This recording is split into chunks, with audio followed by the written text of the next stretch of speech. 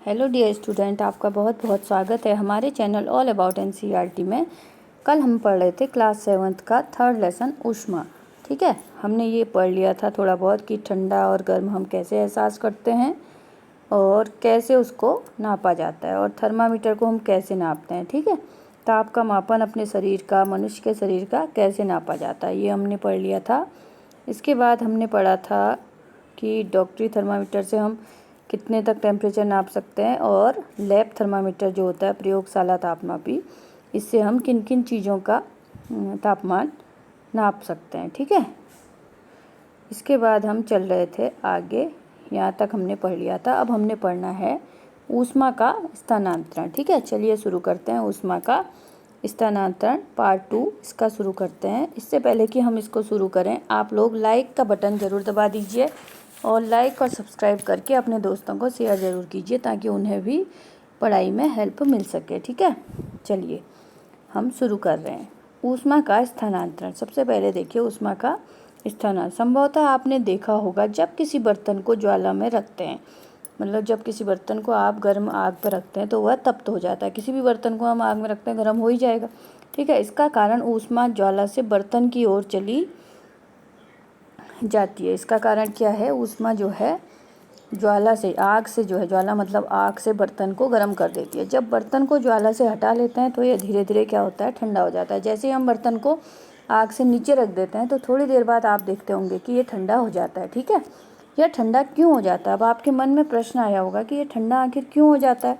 ऊष्मा बर्तन से परिवेश की ओर स्थानांतरित हो जाती है। तो ऊष्मा जो है बर्तन से कहाँ जाती है? आसपास स्थानांतरित हो जाती है। इस प्रकार आप समझ सकते हैं कि दोनों स्थितियों में ऊष्मा गर्म वस्तु से ठंडी वस्तु की ओर प्रवाहित होती है। तो इससे आपको समझ में आया होगा कि ऊष्मा जो है ठंडी वस्तु से, गर्म वस्तु से हमेशा ठंडी वस्तु की ओर स्थानांतरित हो जाती है। वास्तव में ऊष्मा सदैव गर्म वस्तु की अपेक्षा ठंडी वस्तु की ओर प्रवाहित होती है। ऊष्मा को जो आपने देखा होगा हमेशा गर्म वस्तु से अपेक्षाकृत ठंडी वस्तु की ओर को ऊष्मा चली जाती है। ठीक है, अब पहेली जानना चाहती है, क्या इसका अर्थ यह है कि यदि दो वस्तुओं का ताप समान हो तो ऊष्मा स्थानांतरित नहीं? अब पहेली कह रही है कि यदि दो वस्तुएं हैं और उनका तापमान समान है तो ऊष्मा स्थानांतरित नहीं होगी। अब वो कह रही है कि दो एक सी वस्तुएं हैं, उनका तापमान समान है, तो क्या ऊर्जा स्थानांतरित नहीं होगी? ऊष्मा। तो अब देखो ऊष्मा किस प्रकार स्थानांतरित होती है। अब आइए इसकी हम खोज करते हैं। ठीक है, अब क्रियाकलाप, हम इसके लिए एक प्रैक्टिकल करते हैं। प्रैक्टिकल आपको क्या करना है? एल्यूमिनियम या लोहे जैसी किसी धातु की एक छड़ अथवा चपटी पट्टी ले लीजिए। आपको एल्यूमिनियम की एक धातु की छड़ या चौड़ी सी पट्टी लेनी है। ठीक है, इस पर मोम छोटे छोटे टुकड़े चिपकाइए। इस छड़ पर क्या चिपकाना है आपको, ये देखिए इसमें जैसे चिपकाए गए हैं, मोटे मोटे छोटे छोटे टुकड़े चिपका दो। लगभग समान दूरी पर होने चाहिए। देखिए समान दूरी पर है, यहाँ पे दिखाए गए हैं आपको। छड़ के एक सिरे को एक प्रयोगशाला स्टैंड पर कसिए। अब ये छड़ को यहाँ पर एक कस दिया है। ठीक है, छड़ के एक सिरे को इस स्टैंड पर कसिए। यदि आपको स्टैंड न मिले तो छड़ को एक सिरे को ईंटों के बीच में दबाकर इस तरीके से रख सकते हैं जैसे यहाँ पे दबा के रखा गया है। ठीक है, अब छड़ के एक दूसरे सिरे को गर्म कीजिए और ध्यानपूर्वक रखिए। आपसे कहा जा रहा है कि इसको यहाँ से आप गर्म कीजिए। इस पॉइंट से आप गर्म कर रहे हैं तो इसको ध्यानपूर्वक आपको देखना है। ठीक है, अब देखिए अब क्या दिख रहा है आपको? मोम के टुकड़ों का क्या होता है? क्या ये टुकड़े गिरना आरंभ कर देते हैं? अब आपसे कहा जा रहा है कि मोम के टुकड़ों को देखिए, क्या ये गिरना आरंभ कर रहे हैं? कौन सा टुकड़ा सबसे पहले गिरता है? कौन सा टुकड़ा सबसे पहले गिरता है? अब आपको इस देखना है कि छड़ को आप अगर एक सिरे से गर्म कर रहे हैं तो क्या मोम के टुकड़े गिरना शुरू हो रहे हैं? अगर गिरते हैं तो सबसे पहले कौन सा टुकड़ा गिरता है?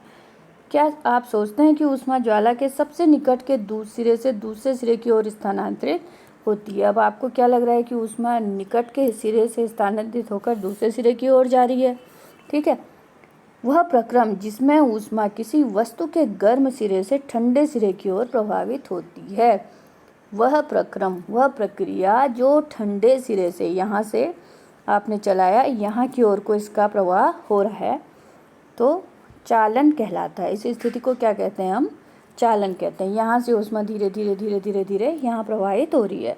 ठीक है, ठोसों में ऊष्मा प्रायः चालन के प्रक्रम द्वारा स्थानांतरित होती है। ठोस चीज़ें जो भी होती हैं ऊष्मा किससे प्रवाहित होती हैं? चालन के द्वारा चालन की प्रक्रिया के द्वारा होती है। मतलब वह प्रक्रम जिसमें ऊष्मा किसी वस्तु के गर्म सिरे से ठंडे सिरे की ओर स्थानांतरित होती है। ठीक है। क्या सभी पदार्थों में ऊष्मा चालन आसानी से हो जाता है? अब ये सोच रहे हैं कि क्या सभी पदार्थों में ऊष्मा का चालन आसानी से हो जाता है? आपने अवश्य देखा होगा कि खाना पकाने के लिए उपयोग किए जाने वाले धातु के बर्तन में प्लास्टिक या लकड़ी की हत्ती लगी होती है। आपने देखे होंगे, घरों में यूज करते हैं बर्तन, कोई भी बर्तन देखा होगा, उसका जो हत्ता होता है उसके लिए या तो प्लास्टिक लगा होगा या तो उसमें कोई लकड़ी का स्टैंड लगा होगा। ठीक है। क्या आपने किसी तप्त बर्तन को हत्थी से पकड़कर बिना हाथ जलाए उठा सकते हैं? क्या आप किसी भी गर्म बर्तन को ऐसे पकड़ सकते हैं बिना हत्थी से उठाए? अगर आप पकड़ेंगे बिना हाथ जलाए पकड़ सकते हैं? नहीं पकड़ पाएंगे, क्योंकि आपका हाथ जल जाएगा, वो तो गर्म हो रहा होगा। ठीक है। अब देखिए, किसी छोटे बर्तन या बीकर में, अब आपको दूसरा प्रैक्टिकल करना है। एक छोटा बर्तन या बीकर कोई लेना है, उसमें गर्म पानी लेना है। ठीक है। कुछ वस्तुएं जैसे इस्पात की चम्मच, प्लास्टिक का स्केल, पेंसिल या विभाजनी डिवाइडर एकत्र कीजिए। इन सभी वस्तुओं को एक सिरे को गर्म पानी में डुबाइए। आपसे कहा जा रहा है कि इन सभी वस्तुओं के एक एक सिरे को आपको गर्म पानी में डुबाना है। कुछ देर आप प्रतीक्षा कीजिए, फिर दूसरे सिरे को देखिए। उसके बाद थोड़ी देर आप डुबा के उसको देखिए। उसके बाद देखिए कि दूसरा सिरा गर्म होता है कि नहीं होता है। ठीक है। अब देखिए, अब 3.3 ये जो सारणी आपको बना के दी गई है, इसमें आपको भरना है। जो जो चीज़ें आपने छू के देखी तो उनको आप इसमें भरिए कि कौन सी पदार्थ किस धातु की है और उसका सिरा गर्म हुआ है कि नहीं है। तो डियर फ्रेंड्स, आप लोग इसको करके ज़रूर देखिए और मुझे कमेंट बॉक्स में बताइए कि आपने कितनी चीज़ों को गर्म करके देखा और ऐसा हुआ। ठीक है। जो पदार्थ अपने से ऊष्मा होकर आसानी से जाने देते हैं ऊष्मा चालक कहलाते हैं। जो पदार्थ जो है अपने से ऊष्मा को आसानी से जाने देते हैं उसे ऊष्मा का क्या कहा जाता है? चालक कहा जाता है। इसके उदाहरण क्या हैं? इसके उदाहरण एल्यूमिनियम है, आयरन है, कॉपर है। जो पदार्थ अपने से होकर ऊष्मा को आसानी से नहीं जाने देते, ऐसे पदार्थ जो कि अपने से होकर किसी गर्म चीज़ को आसानी से जाने नहीं देते, उन्हें ऊष्मा का कुचालक कहा जाता है। ठीक है। सुचालक और कुचालक, ये चालक है जो आसानी से जाने देते हैं। इनके उदाहरण क्या हैं? एल्यूमिनियम है, आयरन है, कॉपर है। ठीक है। और जो पदार्थ अपने से ऊष्मा को आसानी से नहीं जाने देते वो क्या कहलाते हैं? ऊष्मा के कुचालक कहलाते हैं। ठीक है। चलिए आगे बढ़ते हैं। ऊष्मा के कुचालक कौन कौन से हैं? जैसे कि प्लास्टिक और लकड़ी। ऊष्मा कुचालकों को ऊष्मारोधी भी कहा जाता है। जो ऊष्मा के कुचालक होते हैं उन्हें क्या कहा जाता है? ऊष्मारोधी भी कहते हैं। जल तथा वायु ऊष्मा के कुचालक हैं। जल और वायु भी क्या है? ऊष्मा के कुचालक। तब इन पदार्थों में ऊष्मा स्थानांतरण कैसे होता है? अब हमको ये सोचना है कि इनमें ऊष्मा का स्थानांतरण कैसे होता है, ये इसका पता लगाते हैं। ठीक है। अब आपको एक और प्रैक्टिकल कराने को दिया जा रहा है। गोल पेंदे का एक प्लास्टिक फ्लास्क लीजिए। अब आपको गोल पेंदे का एक फ्लास्क लेना है। यदि फ्लास्क उपलब्ध न हो तो बीकर भी लिया जा सकता है। जैसे बीकर इस टाइप का होता है।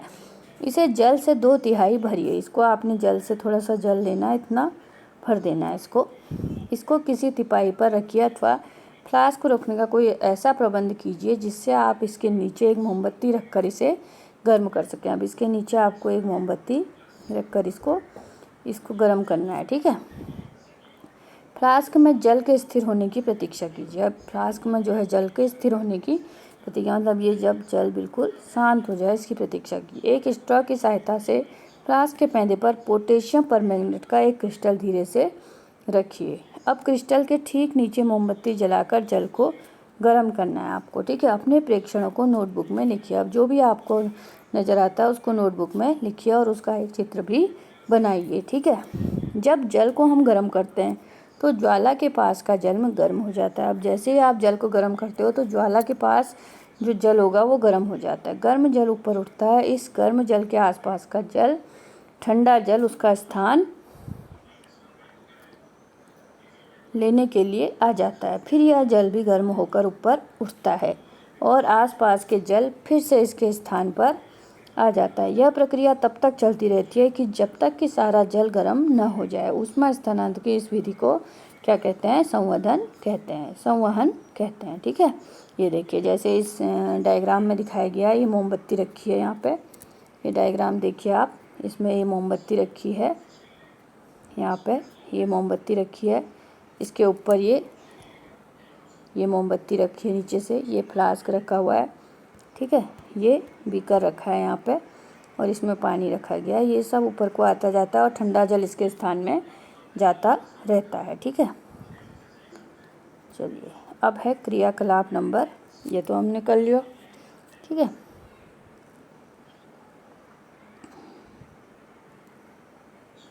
अब देखिए 3.9, अब हम 3.9 वाला क्रियाकलाप करना शुरू करते हैं। 3.9 क्या है?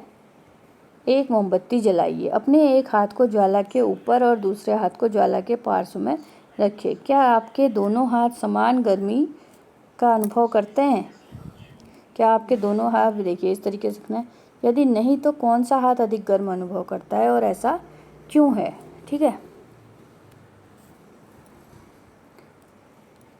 तो इसमें आपको सावधानी भी रखनी है कि अपने हाथों को ज्वाला से दूरी बनाकर रखनी है जिससे कि वो जले नहीं। ध्यान दीजिए, ऊपर की ओर वायु संवहन द्वारा गर्म होती है, इसलिए ज्वाला से ऊपर का हाथ गर्मी